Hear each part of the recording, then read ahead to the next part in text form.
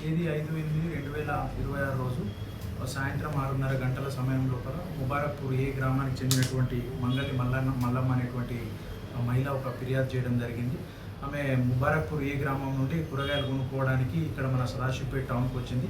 ఈ కూరగాయలు కొన్న తర్వాత ఆమె పక్కనే చాకలికేరిలో ఉన్నటువంటి కళ్ళు దుకాణం దగ్గరికి తాగడానికి వెళ్ళింది. అక్కడ తాగడానికి వెళ్ళినటువంటి సమయం లోపల ఒక గుర్తు తెలియని ఇద్దరు ఆడ ఒక మొగ ఇద్దరు భార్యాభర్తలు వాళ్ళు పరిచయం అయ్యి ఈ మంగళి మల్లమ్మ ఫిర్యాదుదారులతోటి చనువు పెంచుకున్నారు. మాటలు కలిపి మాటలు కలిపి ఈమెతోటి చనువుగా నటించి ఈ మంగళి మల్లమ్మను ఈ కూరగాయలు కొనుక్కున్న తర్వాత మేము ఊరి దగ్గర వదిలిపెడతామని చెప్పేసి అని వాళ్ళ బైక్ పైన ఎక్కించుకొని వెల్టూరు గ్రామం దాటిన తర్వాత నిర్మానుష్యమైనటువంటి ప్రదేశంలో అక్కడ బైక్ ఆపినారు. బైక్ ఇద్దరు ఈ అన్నోన్ ఆడ మగ వ్యక్తులు బైక్ ఆపేసి ఎంట తెచ్చుకున్నటువంటి ఆ పెప్పర్ స్ప్రే ఏదైతే ఉందో ఈ ఫిర్యాదుదారులు ఈ కంట్లో కొట్టగానే ఆమె కళ్ళు మండి ఆమె స్పృహ తప్పి పడిపోయింది. ఈ స్పృహ తప్పి పడిపోయిన తర్వాత ఈ గుర్తు తెలియని ఆడ మగ ఇద్దరు కూడా ఆమె మెడలో ఉన్నటువంటి 3 తులాల బంగారు చైన్ను దొంగిలించుకొని ఆ బండిపైన పారిపోవడం జరిగింది.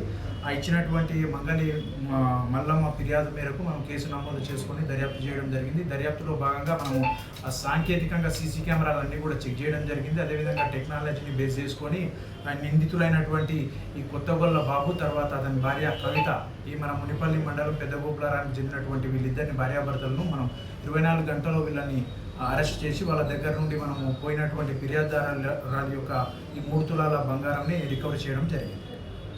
అంటే వీళ్ళకి ఇంతకుముందు ఏదైనా బ్యాక్గ్రౌండ్ ఉందో సార్? ఇంతకుముందు వీళ్ళకి ఎటువంటి బ్యాక్గ్రౌండ్ క్రిమినల్ చరిత్ర అయితే ఏం లేదు. వీళ్ళ ఫైనాన్షియల్గా వీళ్ళు కొంచెం ప్రాబ్లంలో ఉన్నారు. దాన్ని బేస్ చేసుకొని ఇద్దరు భార్యాభర్తలు కూడా ఈ ముందు వేసుకున్నటువంటి పథకం ప్రకారం ముందే ఆ రోజు దొంగతనం చేసుకోవాలని చెప్పేసి అని ఇంటి నుండి ప్రిపేర్ అయ్యి వాళ్ళ పెప్పర్ స్ప్రే అదంతా కూడా తీసుకొని వచ్చారు.